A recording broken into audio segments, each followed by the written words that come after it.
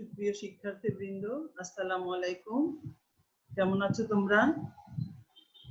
আজকে তোমাদের লিনিয়ার অ্যালজেব্রার ভেক্টরের দ্বিতীয় ক্লাস।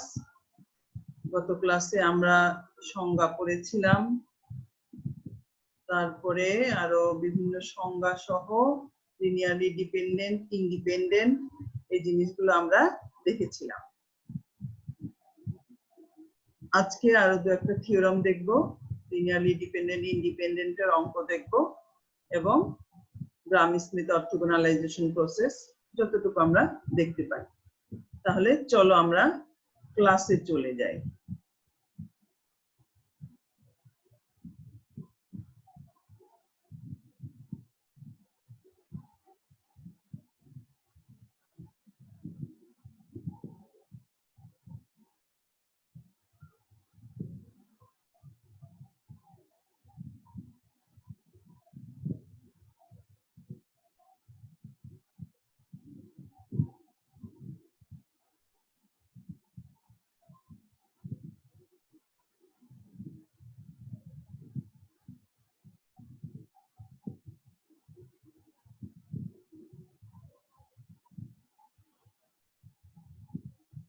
তাহলে আমরা গত ক্লাসে কয়েকটা থিওরাম দেখেছিলাম, এখানেও আমরা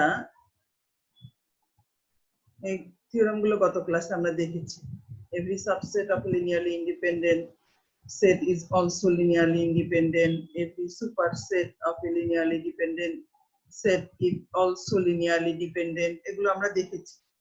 এই থিওরামটা আজকে আমরা দেখব। তাহলে এখানে আমরা কি দেখছি, থিওরামটাতে কি আছে? A set of orthogonal vector is always a linearly independent set. A set of orthogonal vector, একটা সেট অফ ভেক্টর যদি অর্থোগোনাল হয় তাহলে সেটা অবশ্যই লিনিয়ারলি, সেই সেট অফ ভেক্টরটা লিনিয়ারলি ইন্ডিপেন্ডেন্ট সেট। এটা আমাদেরকে প্রমাণ করতে হবে। তাহলে প্রথমে কি অর্থোগোনাল দেয়া থাকবে, আমরা প্রমাণ করব সেটা লিনিয়ারলি ইন্ডিপেন্ডেন্ট। দেয়া আছে ভেক্টর, সেট অফ ভেক্টরটা অর্থোগোনাল, আমরা সেটা থেকে প্রমাণ করব সেট অফ ভেক্টরটা লিনিয়ারলি ইন্ডিপেন্ডেন্ট। ওকে, তাহলে আমরা ধরলাম let x1 x2 xk is a set of orthogonal vectors. এখানে k সংখ্যক ভেক্টর আছে যারা পরস্পর অর্থোগোনাল। এখানে এটাকে আমরা যদি লিখতে চাই symbolically, xi dot xj equal to 0 for all কি i not equal to j। তার মানে এটা 1 হলে 2, এটা 2 হলে 3, এটা 3 হলে এটা 4, মানে এই দুটো এক না আর কি, এই দুটো ডিফারেন্ট ভেক্টর, পরস্পর দুইটা ভেক্টর, আলাদা আলাদা ভেক্টর গুণ করলে সেটা হবে 0। আমরা জানি অর্থোগোনাল ভেক্টরের উদাহরণ হলে কোন দুইটা ভেক্টরের গুণফল যদি 0 হয় তাহলে আমরা বলি পরস্পর অর্থোগোনাল। তাহলে এই পর্যন্ত আমরা এখন বললাম কনসিডার এ রিলেশন, যেটাকে আমরা লিনিয়ার কম্বিনেশন বলি। Alpha 1 x1 alpha 2 x2 plus alpha k xk equal to 0। আমরা জানি এই যে একটা লিনিয়ার কম্বিনেশন ইকুয়াল টু 0, এখানকার সবগুলো স্কেলার যদি 0 হয় তাহলে সেট অফ ভেক্টরটা লিনিয়ারলি ইন্ডিপেন্ডেন্ট। এই সবগুলো আলফা 1 আলফা 2 আলফা k, এই সবগুলো স্কেলার যদি 0 হয় তাহলে আমরা বলবো লিনিয়ারলি ইন্ডিপেন্ডেন্ট। তাহলে আমরা সেজন্য এরকম একটা লিনিয়ার কম্বিনেশন ইকুয়াল টু 0 এটা লিখলাম, এটাকে আমরা বললাম ইকুয়েশন 1। এখন taking inner product with x1 of both sides of 1, এই যে ইকুয়েশনটা, এটার উভয় পাশে আমি x1 দিয়ে মাল্টিপ্লাই করব, x1 দিয়ে গুণ করব, ইনার প্রোডাক্ট বা ডট প্রোডাক্ট। তাহলে সিম্পল যেটা ভেক্টরের গুণ, এই পুরো ইকুয়েশনটাকে এই পাশে এবং এই পাশে আমরা x1 দিয়ে মাল্টিপ্লাই করব, তাহলে ইনার প্রোডাক্ট গুণ করব। তাহলে এটার সঙ্গে গুণ x1 আর 0 ইনটু x1, 0 ইনটু x1 তো 0। তাহলে এটা আমার কি হলো, alpha x1 x1 alpha x2 x1 alpha k xk x1। তাহলে দেখো এই যে আমরা একটু আগে অর্থোগোনালের সংজ্ঞা অনুযায়ী এটাও 0 এটাও 0, এখানে x1 x1 বাদে দুইটা ভেক্টর, যেখানে এই দুইটা ভেক্টর গুণফল সবগুলোই 0 হবে, কারণ এই ভেক্টর সেট অফ ভেক্টরটা পরস্পর orthogonal. Alpha 1 alpha 2 alpha k এটা পরস্পর অর্থগোনাল, এর মধ্যে যে কোনো দুইটা ভেক্টরকে গুণ করলে 0 আসবে। তাহলে এখানে আলফা x1 x1 এই দুটাই হচ্ছে একই ভেক্টর, এটা কখনো 0 না, এটা কখনো 0 না, কারণ এই ভেক্টর গুলো হচ্ছে প্রত্যেকটা নন জিরো ভেক্টর, প্রত্যেকটা নন জিরো ভেক্টর, কিন্তু দুইটা ভেক্টর গুণফল 0, দুইটা ভেক্টর ইনার প্রোডাক্ট বা ডট প্রোডাক্ট 0। তাহলে এখানে যে ভেক্টর গুলো 0 না, যেহেতু x1 0 না, x1 ডট x1 কখনোই 0 হবে না। তার মানে আলফা x1 x1 এটা নন জিরো, আর বাকি সবগুলোই 0, যেহেতু অর্থগোনাল অনুযায়ী এই ইনার প্রোডাক্ট গুলো 0। তাহলে alpha x1 x1 equal to 0। কিন্তু x1 ডট x1 এটা কখনোই 0 না, কারণ প্রত্যেকটা নন জিরো ভেক্টর। তাহলে নন জিরো ভেক্টরকে নন জিরো ভেক্টর দিয়ে গুণ দিলে কখনোই 0 আসবে না, যেহেতু দুইটার গুণফল 0, এটা 0 না, অতএব অবশ্যই আলফা 1টাই 0। এখন একইভাবে এই যে ইকুয়েশনকে আমি x1 দিয়ে মাল্টিপ্লাই করলাম, আবার এই ইকুয়েশনকে যদি আমি x2 দিয়ে মাল্টিপ্লাই করি, তখন কি পাবো? Alpha 2 x2 x। এই ইকুয়েশনটাকে আমি x1 দিয়ে মাল্টিপ্লাই করে নন জিরো পেলাম আলফা x1 x1। আবার এই ইকুয়েশনটাকে যদি x2 দিয়ে মাল্টিপ্লাই করি, তাহলে আমি এটা পাবো x1 ডট x2, এটা পাবো x2 ডট x2, আর এটা পাবো xk ডট x2। তার মানে এইটা বাদে আলফা 2 x2 ডট x2 বাদে বাকি সবগুলোই অর্থগোনালের ডেফিনেশন অনুযায়ী 0 হয়ে যাবে। এখানে যেমন সবগুলো 0 হয়ে গেছে, x1 x1 বাদে, আলফা 1 x1 x1 বাদে বাকি সবগুলোই অর্থগোনালের ডেফিনেশন অনুযায়ী 0 হয়ে গেছে। সেরকম অর্থগোনালের ডেফিনেশন অনুযায়ী এটাকে যদি আমি x2 দিয়ে মাল্টিপ্লাই করি, আলফা 2 x2 বাদে বাকি সবগুলো 0 হয়ে যাবে। একইভাবে x2 0 না, তাহলে আলফা 2 ইকুয়াল টু 0। সেরকম যদি x3 দিয়ে মাল্টিপ্লাই করি, সেভাবে আসবে আলফা 3 ইকুয়াল টু 0। এবং ফাইনালি যদি আমি এটাকে xk দিয়ে মাল্টিপ্লাই করি, তখন xk 0 না, তাহলে আসবে আলফা k ইকুয়াল টু 0। তাহলে যেভাবে আমরা প্রমাণ করেছি আলফা 1 ইকুয়াল টু 0, সে কি একইভাবেই similarly taking inner product with x2 দিয়ে একবার মাল্টিপ্লাই করব, x3 দিয়ে একবার মাল্টিপ্লাই করব, আপ টু xk দিয়ে একবার মাল্টিপ্লাই করব। x1 দিয়ে মাল্টিপ্লাই করে যেমন আলফা 1 ইকুয়াল টু 0 পেয়েছি, x2 দিয়ে মাল্টিপ্লাই করে সেরকম আলফা 2 ইকুয়াল টু 0 পাবো, x3 দিয়ে মাল্টিপ্লাই করে এখানে আলফা 3 থাকলে সেটা ইকুয়াল টু 0 পাবো, আপ টু xk দিয়ে মাল্টিপ্লাই করে আলফা k ইকুয়াল টু 0 পাবো। তাহলে দেখা যাবে কি, আমরা কি জানি, লিনিয়ারলি ইন্ডিপেন্ডেন্ট এর সংজ্ঞা অনুযায়ী সবগুলো স্কেলার যদি 0 হয়, তাহলে সেটা linearly independent. Linear combination equal to 0 when all the scalars are 0, then the set of vectors are linearly independent. The linear combination equal to 0, এখান থেকে আমরা পাবো alpha 1 equal to 0, x2 দিয়ে মাল্টিপ্লাই করলে পাবো alpha 2 equal to 0, x3 দিয়ে multiply করলে পাবো alpha 3 equal to 0, up to xk দিয়ে মাল্টিপ্লাই করলে আমরা পাবো alpha k equal to 0। তাহলে সবগুলো স্কেলার 0, অতএব x1 x2 xk are linearly independent। তার মানে আমাদের একটা অর্থগোনাল সেট অফ ভেক্টরস, এটা সবসময় লিনিয়ারলি ইন্ডিপেন্ডেন্ট। এখানে দেখো এ সেট অফ ইউনিট ভেক্টর বা নরমাল ভেক্টর, যে ভেক্টরের লেন্থ 1 সেটাকে বলা হয় নরমাল ভেক্টর বা ইউনিট ভেক্টর, যে ভেক্টরের লেন্থ 1 সেটাকে বলা হয় নরমাল ভেক্টর বা ইউনিট ভেক্টর। এখানে একটা খুবই ইজি টাইপের নরমাল ভেক্টর বা ইউনিট ভেক্টর ধরা হয়েছে। প্রথম ভেক্টরের ফার্স্ট এলিমেন্ট 1, বাকিগুলো 0, দ্বিতীয় ভেক্টরের সেকেন্ড এলিমেন্ট 1, বাকিগুলো 0, আপ টু n তম ভেক্টরের লাস্ট এলিমেন্ট n তমটা 1 আর বাকিগুলো 0। তাহলে এটাকে আমরা যেমন ইউনিট ম্যাট্রিক্স লিখি, ডায়াগোনাল এলিমেন্টস গুলো 0 বা 1, বাকি সবগুলো 0, সেরকম ইউনিট ভেক্টর। আর এটার লেন্থ 1, এটা ইজিলি দেখানো যায়। এই জন্য আমরা একটা সেট অফ নরমাল ভেক্টর বা ইউনিট ভেক্টর ধরেছি, এটা ইজ লিনিয়ারলি ইন্ডিপেন্ডেন্ট। তাহলে এটা আমাকে দেখাইতে হবে যে ইউনিট ভেক্টর বা নরমাল ভেক্টরটা লিনিয়ারলি ইন্ডিপেন্ডেন্ট। ওখানে যেমন অর্থগোনাল ধরে প্রমাণ করেছি লিনিয়ারলি ইন্ডিপেন্ডেন্ট, এখানে সেরকম ইউনিট ভেক্টর বা নরমাল ভেক্টর ধরে আমাদেরকে প্রমাণ করতে হবে লিনিয়ারলি ইন্ডিপেন্ডেন্ট। এখন দেখো দেওয়া আছে আমাদের n সংখ্যক ভেক্টর দেওয়া আছে, তাহলে আমরা সেই আবার লিনিয়ার কম্বিনেশন লিখলাম, কারণ আমরা লিনিয়ারলি ইন্ডিপেন্ডেন্ট প্রমাণ করতে গেলেই লিনিয়ার কম্বিনেশন ইকুয়াল টু 0 লিখতে হবে এবং সবগুলো আলফা বের করে দেখাতে হবে যে আলফা গুলো 0। তাহলে আমরা একটা লিনিয়ার কম্বিনেশন ইকুয়াল টু 0 লিখলাম। এখন আলফা 1 e1 মানে a vector, alpha 2 e2, alpha n en equal to 0। তাহলে এটা খুব একটা ইজি থিওরাম। তাহলে দেখো কি হচ্ছে, alpha 1 plus alpha 2 plus alpha n equal to 0। যেখানে যেটা ভেক্টরের ইকুয়াল এটাও ভেক্টর, তাহলে এখানে তো আর কোনো আমাদের কোএফিসিয়েন্ট নাই। Alpha 1 plus alpha 2 plus alpha n equal to 0। তাহলে এখানে আমরা বললাম যে অতএব alpha 1 equal to 0, alpha 2 equal to 0 এবং আলফা n ইকুয়াল টু 0। খুবই ইজি একটা থিওরাম।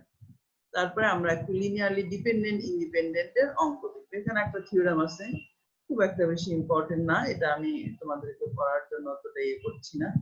আমরা একটু লিনিয়ারলি ডিপেন্ডেন্ট ইন্ডিপেন্ডেন্ট একটা অঙ্ক দেখে তারপর আমরা অর্থোগোনালাইজেশন প্রসেসে যাব। আমরা কিন্তু ক্লাসে অনেকগুলো অঙ্ক করেছি লিনিয়ারলি ডিপেন্ডেন্ট ইন্ডিপেন্ডেন্ট, এবং এটা আমরা তোমাদের যে সিটি নেওয়ার কথা ছিল সেখানে দিয়েছিলাম যে সিটিতে আমাদের এটা থাকবে। তাহলে একটা সেট অফ ভেক্টর দেওয়া আছে, এখানে হচ্ছে 4টা ভেক্টর, প্রত্যেকটা ভেক্টরের কম্পোনেন্ট হচ্ছে 4। ভেক্টর দেওয়া আছে 4টা আর প্রত্যেকটা ভেক্টরের কম্পোনেন্ট হচ্ছে 4। তাহলে আমাদেরকে বলছে examine whether the vectors are independent or not। Check করতে বলো, চেক অর এক্সামিন, পরীক্ষা করো যে ভেক্টরগুলো ইন্ডিপেন্ডেন্ট কি না। তাহলে আমরা এখানে ভেক্টরগুলো দেওয়া আছে, ভেক্টরগুলো এগুলো ভেক্টর দেওয়া আছে। তাহলে আমরা জানি কি লিখতে হয় ইন্ডিপেন্ডেন্ট প্রমাণ করতে গেলে, একটা লিনিয়ার কম্বিনেশন ইকুয়াল টু 0, তারপরে সেই স্কেলার গুলোর মান বের করতে। স্কেলার গুলো যদি সবগুলো 0 হয় তাহলে লিনিয়ারলি ইন্ডিপেন্ডেন্ট, আর সবগুলো যদি 0 না হয় তাহলে একটাও যদি কমপক্ষে নন জিরো থাকে তাহলে লিনিয়ারলি ডিপেন্ডেন্ট। তাহলে consider the relation, that means linear combination, k1 alpha 1 k2 alpha 2 k3 alpha 3 k4 alpha 4। এখানে alpha 1 alpha 2 alpha 3 alpha 4 গুলো ভেক্টর হিসেবে দেওয়া আছে, k1 k2 k3 k4 কে আমরা ধরলাম স্কেলার। তাহলে k1 ইনটু এত, k2 ইনটু এত vector, k3 into a vector, k4 into a vector equal to 0। ওকে, এখন আমরা এই ভেক্টর এটাকে আমরা আলাদা আলাদা 4টা ইকুয়েশন আকারে লিখব। 8 k1 30 k2 10 k3 plus 31 k4 equal to 0। এরকম করে 4টা ইকুয়েশন লিখব। 18 k1 22 k2 14 k3 49 k4 equal to 0। এভাবে 4টা ইকুয়েশন আমরা লিখলাম। এখন এই ইকুয়েশন গুলোকে আমরা ম্যাট্রিক্স ফর্মে লিখব। আমরা যেরকম সিস্টেম অফ লিনিয়ার ইকুয়েশনে করেছিলাম, ইকুয়েশন গুলোকে ম্যাট্রিক্স ফর্মে লিখেছিলাম। তাহলে এই ইকুয়েশন গুলো জাস্ট ম্যাট্রিক্স ফর্মে লিখবো। এর পাশে আমাদের স্কেলার গুলো থাকবে k1 k2 k3 k4। তাহলে এখানে যেভাবে আছে জাস্ট সেভাবে লিখব। ফার্স্ট রো হবে এটা, সেকেন্ড রো হবে এটা, মানে k1 k2 k3 বা 4 বাদ দিয়ে এগুলোর যে কোএফিসিয়েন্ট সেগুলো হবে ম্যাট্রিক্সের। এটা হবে ফার্স্ট রো, এটা হবে সেকেন্ড রো, এটা হবে থার্ড রো, এটা হবে ফোর্থ রো। আর আমাদের k1 k2 k3 k4 এখানে আসে। এটা হলো আমাদের ম্যাট্রিক্স, আর এটা হলো আমাদের, আমরা যেমন সিস্টেম অফ লিনিয়ার ইকুয়েশনে লিখি ax ইকুয়াল টু 0, এটা হলো ম্যাট্রিক্স আর এটা হলো x। এখানে x এর জায়গায় আছে k। মনে করো হোমোজিনিয়াস ইকুয়েশনের মতো এখানে ফর্ম এসে গেছে। এখন আমাদের কাজ হচ্ছে এলিমেন্টারি ট্রান্সফরমেশন করে এটা ডায়াগোনাল এলিমেন্টস এর নিচে যেগুলো আছে লোয়ার ডায়াগোনাল এলিমেন্টস গুলোকে 0 করা। এলিমেন্টারি ট্রান্সফরমেশন করে লোয়ার ডায়াগোনাল এলিমেন্টস গুলোকে 0 করা, 0 করে তারপরে ওখান থেকে আবার এই ইকুয়েশনে যাব, তাহলে রিডিউসড ফর্ম অফ ইকুয়েশনে যাব। তাহলে দেখো এই ফার্স্ট রোতে কোনো চেঞ্জ নাই, যেহেতু ডায়াগোনাল এলিমেন্টস গুলো এটা, এখান থেকে ডায়াগোনাল এলিমেন্টস এগুলো, এটা লোয়ার ডায়াগোনাল এলিমেন্টস, মানে 18 কে 0 করব, 17 14 এগুলোকে 0 করব। এই ডায়াগোনাল বাদে ডায়াগোনালের নিচে দিলে তোমরা অনেকবার করেছো। তাহলে এখানে কি করেছে, জাস্ট এখানে কি আছে 18, তাহলে এখানে আছে 8, এখানে সরি এটা থেকে তো আমরা ফার্স্ট রোকে বেস ধরে করব, ফার্স্ট রোকে বেস ধরে করব, তাহলে আমাদের এটাকে 18 নিয়ে আসার জন্য আমরা যেভাবে ক্যালকুলেশন করতে হয় সেভাবে এখানে ক্যালকুলেশন করব। তাহলে এখানে দেখো, এখানে মনে হয় একটু ভুল লিখেছে, এটা 30/18 হবে না, এটা 30/8 হবে না, এটা -8/18/8, 18/8 হবে। কেন 18 কিভাবে করেছে, 18 30/8, তাহলে 18 দিয়ে যদি মাল্টিপ্লাই করি তাহলে আমার কি আসবে, এখানে হচ্ছে 4,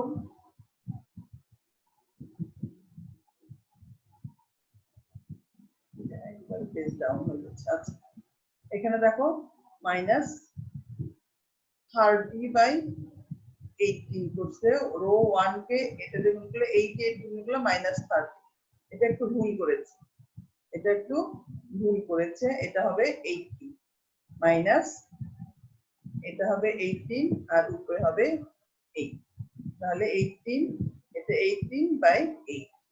আচ্ছা যাই হোক, তোমরা এলিমেন্টারি ট্রান্সফরমেশন জানো, আমরা অনেকবার এটা পেজটা একবারে ডাউন হয়ে যাচ্ছে, এটা একটু অসুবিধা হচ্ছে।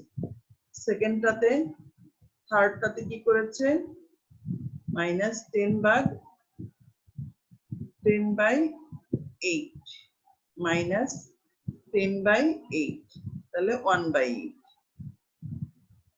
-10/8, তাহলে 8 কেটে গেলে কি থাকে -10, আর এখানে আছে -7, এখানে কলাম অপারেশন করেছে, সরি এখানে কলাম অপারেশন করেছে, লিখেছে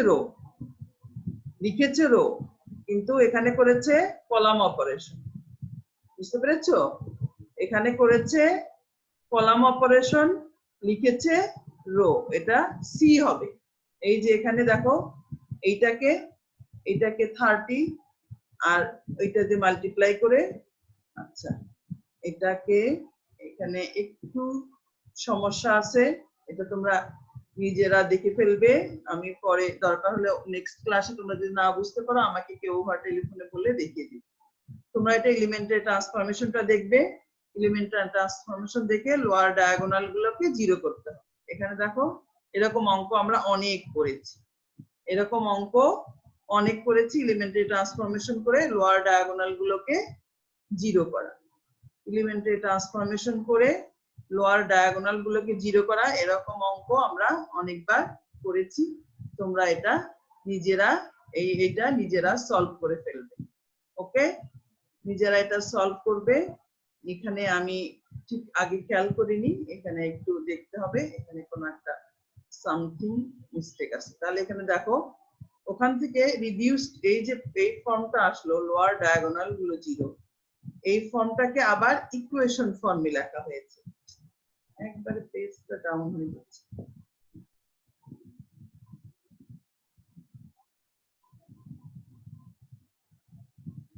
এখানটাকে আবার ইকুয়েশন ফর্মে লেখা হয়েছে, ইকুয়েশন ফর্মে 4টা ইকুয়েশন। এখান থেকে দেখো 4 নাম্বার ইকুয়েশন থেকে কি k4 = 0, k4 এর মান যদি এখানে বসাও k3 = 0, আবার k3 k4 যদি এখানে বসাও k2 = 0, আবার সেটা যদি প্রথম ইকুয়েশনটায় বসাও তাহলে হবে আমাদের k1 = 0। এটার পরে আরেকটা, তাহলে আমরা এটা করে ফেলবো, এটা বাসায় করে ফেলবো। এখন আমরা দেখব গ্রাম স্মিথ অর্থোগোনালাইজেশন প্রসেস। গ্রাম স্মিথ অর্থোগোনালাইজেশন প্রসেস। আচ্ছা এখানে নিচে একটা ছোট অঙ্ক ছিল, আমি ভেবেছিলাম লেন্থ দিয়ে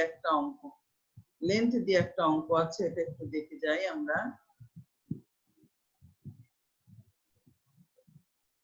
এই যে এখানে দেখো ভেক্টর দেওয়া আছে, এই যে দুটো ভেক্টর দেওয়া আছে, এরকম ছোটখাটো অঙ্ক অনেক সময় আসে, দুটো ভেক্টর দেওয়া আছে, দুইটা ভেক্টরের লেন্থ বের করতে বলছে, দুইটা ভেক্টরের ডট প্রোডাক্ট বের করতে বলছে, দুইটা ভেক্টরের ডিফারেন্স বের করতে বলছে, অ্যাঙ্গেল বের করতে বলছে, আর একটা ইকুয়েশন দিয়েছে। তাহলে দেখো এটা কি বলেছে, x1 x2 দুটারই লেন্থ বের করতে হবে। লেন্থ আমরা জানি, লেন্থ মানে কি, লেন্থ অফ x1 মানে x ট্রান্সপোজ x1 বা x1 ট্রান্সপোজ x1, যে কোনো একটাকে ট্রান্সপোজ, দ্যাট মিন্স গুণ। গুণ মানে কি, লেন্থ মানে কি, এই 1 স্কয়ার যোগ 0 স্কয়ার যোগ 2 স্কয়ার যোগ 1 স্কয়ার। লেন্থ অফ x মানে কি, এই x1 যদি হয় তাহলে x1 1 square, x1 2 square, x1 3 square, x1 4 square, যে কয়টা কম্পোনেন্ট থাকবে, যে কয়টা কম্পোনেন্ট আছে ভেক্টরে সেই কয়টা কম্পোনেন্ট স্কয়ার। তাহলে 1 স্কয়ার যোগ 0 স্কয়ার যোগ 2 স্কয়ার যোগ 1 স্কয়ার, তাহলে এটা হলো √6। আবার সিমিলারলি এরকম করে আমরা x2 ও করব, length of x2 equal to x2 এর যে ভেক্টর গুলো আছে প্রত্যেকটা কম্পোনেন্টের স্কয়ার, 2 স্কয়ার যোগ 3 স্কয়ার যোগ 1 স্কয়ার যোগ 5 স্কয়ার। তাহলে এটা আমাদের বের হবে x2, length of x2 2 square 3 square 1 square 5 square. তারপরে কি বলেছে, ইনার প্রোডাক্ট। ইনার প্রোডাক্ট মানে দুইটা ভেক্টরের কোএফিসিয়েন্ট গুলো পরস্পর গুণ, -1 into 2, 0 into 3, 2 into 1, 1 into 5। তাহলে এটা খুব ইজি। ডিফারেন্স, ডিফারেন্স প্রত্যেকটা এলিমেন্টস থেকে প্রত্যেকটা এলিমেন্টস মাইনাস, -1 -2 -3, 0 -3 -3, 2 -1 1, আর 1 -4, 1 -5 4। তাহলে প্রত্যেকটার স্কয়ার লেন্থ বের করব, প্রত্যেকটা স্কয়ার, এটাই হলো আমাদের ডিফারেন্স। ওকে, তারপর যে ইকুয়েশনটা বলছে দুইটা ভেক্টর যোগ করছে, এই যে যোগ করে সেটার স্কয়ার, আবার বিয়োগ করে সেটার স্কয়ার। তাহলে যোগ করলাম, যোগ করে সেটার স্কয়ার, লেন্থ মানে আমি তো জানি কি, লেন্থ মানে এটা √, এটা লেন্থ, সেটা আবার স্কয়ার, আবার লেন্থ মানে এটার স্কয়ার, সেটা আবার স্কয়ার। তার আগে 2 ছিল, তাহলে এটা দিয়ে আমরা প্রমাণ করতে পারলাম যে এখন আরেকটা কি ছিল, এটা ছিল, এটা ছিল, এটা বুঝলা, এটাও খুবই ইজি। তোমাদের অ্যাঙ্গেলটা আমি দেখাবো, অ্যাঙ্গেলটা দেখে দিই, অ্যাঙ্গেলটা কি বলছে,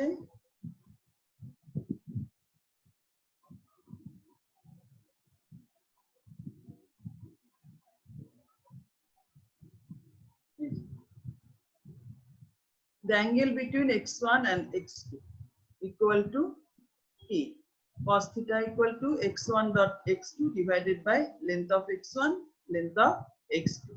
তাহলে cos theta equal to কি, x1 dot x2 dot product length of x1, length of x2। এই প্রত্যেকটা মান কিন্তু আমরা আগে বের করেছি, প্রত্যেকটা মান আমরা আগে বের করেছি, জাস্ট এখান থেকে বসিয়ে দিলাম। এখন theta equal to cos inverse, এটা তোমরা ক্যালকুলেটরেই করে ফেলতে পারবা, শুধু ক্যালকুলেটরটাকে সম্ভবত ওখানে তো অবশ্য কোণ বের করছো, তাহলে এত ডিগ্রি এত এটা তোমার ক্যালকুলেটরে চলে আসে। জাস্ট যদি কোনো সময় অ্যাঙ্গেল আসে তাহলে আমাদের এই ফর্মুলাটা লাগবে, এটুকুই। এগুলো সাধারণত এটা থিওরিতে আসে, সাধারণত প্র্যাকটিক্যালে বেশি আসে। আমরা একটু অর্থোগোনালাইজেশন প্রসেসটা দেখি, গ্রাম স্মিথ অর্থোগোনালাইজেশন প্রসেস। তাহলে অর্থোগোনালাইজেশন মানে কি, অর্থোগোনাল বানানোর প্রক্রিয়া। অর্থোগোনালাইজেশন মানে অর্থোগোনাল বানানোর প্রক্রিয়া, একটা নন অর্থোগোনাল ভেক্টর সেট অফ ভেক্টরকে অর্থোগোনাল কিভাবে বানাবো, এটাই হলো অর্থোগোনালাইজেশন প্রসেস। এখানে এটা বলছে orthogonalization is a process under which we reduce a non-orthogonal set of vectors into an orthogonal set of vectors। আমরা কি নন অর্থোগোনাল ভেক্টরকে অর্থোগোনাল ভেক্টরে পরিণত করব। তাহলে এখানে গ্রাম স্মিথ অর্থোগোনালাইজেশন প্রসেসটাই সবচেয়ে বেশি এখানে ব্যবহার করা হয়। এটা ব্যবহার করলে আমাদের জন্য ভালো। তাহলে আমাদের যে গিভেন ভেক্টর সেটা হলো x1 x2 x3 up to xm, এটা হলো নন অর্থোগোনাল ভেক্টর, অর্থোগোনাল না। এখান থেকে আমি এমন একটা সেট অফ ভেক্টর বের করব যেটা পরস্পর অর্থোগোনাল হবে। We shall reduce this set of vectors into an orthogonal set of vectors by Gram-Schmidt process.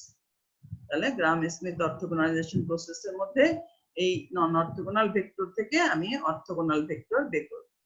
তাহলে একটা চেঞ্জ করে যে অর্থোগোনাল ভেক্টর আসবে সেটার নাম দিলাম আমি y1 y2 up to ym। এখান থেকে যে আমি ভেক্টরটা বের করব সেটার নাম দিলাম y1 y2 up to ym, যেগুলো ভেক্টর গুলো হবে পরস্পর orthogonal with a set of orthogonal vector। Orthogonal কেন? এখানে y1 এর সঙ্গে y2 গুণ করলে 0, y1 এর সঙ্গে y3 গুণ করলে 0, y2 এর সঙ্গে y3 গুণ করলে 0, মানে পরস্পর দুইটা যে কোনো দুইটা ভেক্টরের গুণ করলে সবগুলোর গুণফল 0। এখানে সেট অফ ভেক্টরের মধ্যে যে কয়টা ভেক্টর থাকে এগুলা যে কোনো দুইটা ভেক্টরকে একটা আরেকটা দিয়ে মাল্টিপ্লাই করলে আলাদা আলাদা দুইটা ভেক্টরকে মাল্টিপ্লাই করলে সেটা 0 আসে। তাহলে এখানে আমি একটা ভেক্টরকে ফিক্সড রাখলাম y1 equal to x1, y1 টাকে ফিক্সড রাখলাম, আর অন্য ভেক্টরগুলো এমন ভাবে ডিরাইভ করব যেন এই y1 এর সঙ্গে মাল্টিপ্লাই করলে 0 হয়, বা অন্য ভেক্টর যেটা 3 যদি বের করি সেটা যেন y1 এর সঙ্গে 0 হয়, y2 এর সঙ্গেও 0 হয়, আবার ym এর সঙ্গেও 0 হয়। একটাকে আমি ফিক্সড রাখলাম, and y2 equal to ধরলাম x2 plus ay1, y2 equal to x2 plus ay1 এটা ধরলাম। Since y1 and y2 orthogonal, y1 এবং y2 orthogonal হতে হবে, এটা আমরা বলেই নিছি এটা orthogonal set of vector। y1 and y2 R orthogonal, তার মানে কি এটার ডট প্রোডাক্টটা 0, তাহলে y1 R y2 equal to আমরা যেটা ধরেছি একটা লিনিয়ার কম্বিনেশন, লিনিয়ার ইকুয়েশন, এই লিনিয়ার ইকুয়েশনটা আমি এখানে বসালাম। তাহলে কি হবে y1.x2 ay1 y1 equal to 0।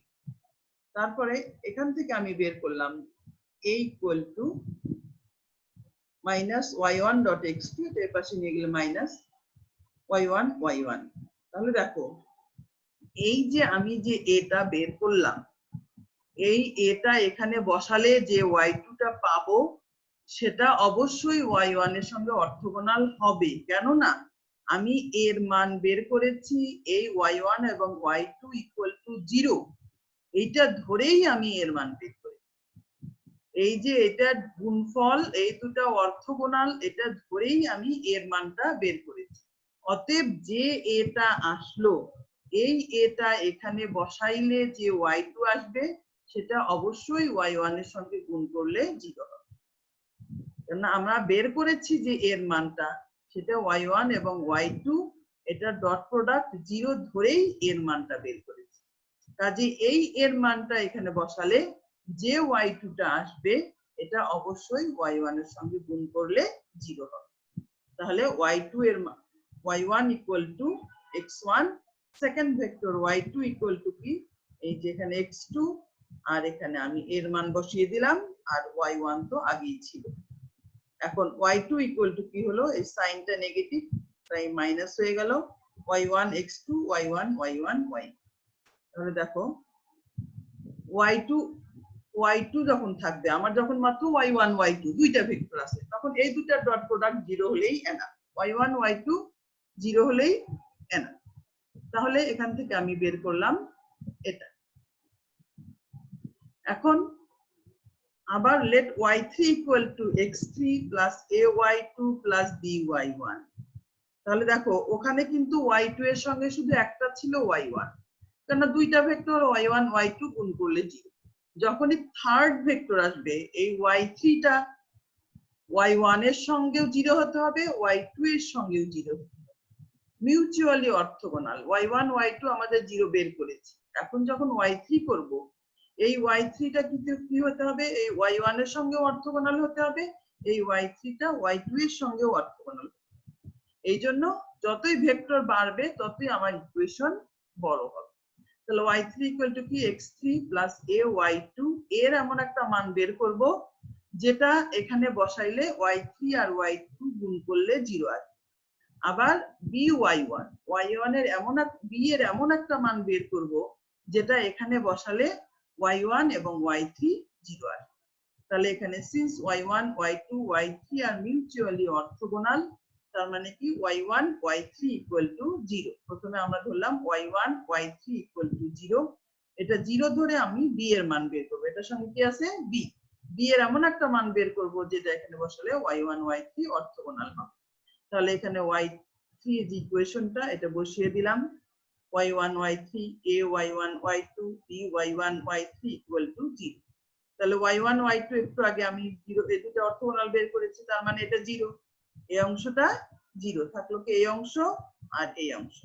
তাহলে b কি -y1 x3 divided by y1 dot, এটাও y1 ছিল, y1 টা আসে নাই, সরি এখানে b তাহলে কি বের হলো y1 ডট x3। এখানেও কিন্তু ভুল আসছে, এই যে y1 এটা কিন্তু y1, তোমরা কারেকশন করে নাও। এই যে b y1 এটা কিন্তু y1 ওকে, এটা y1 এটাও y1 আর এটাও y1। তাহলে b -y1 x3 divided by y1 আবার কি আসলো, এই যে y2 y3, এই যে এটা গুণ করে আমার দেখাইতে হবে 0। তাহলে y2 y3 0 ধরে আমি এর মান বের করব। তাহলে a এটা y2 x3 এর মান বসালাম, y2 x3 a y2 b y2 y1 0। তো y2 y1 y2 এটা অর্থগোনাল, এটা 0, কাজেই এই দুটো থাকলো আমার। তাহলে a কি হলো -y2 x3 divided by y2, এখানেও হবে y2, এখানেও হবে y2, এই যে y2 এখানেও হবে y2। তার মানে এই যে y3 কি আসলো, ফাইনালি y3 আসলো x3, এখানে এর মান বসালাম y2, এখানে b এর মান বসালাম y1।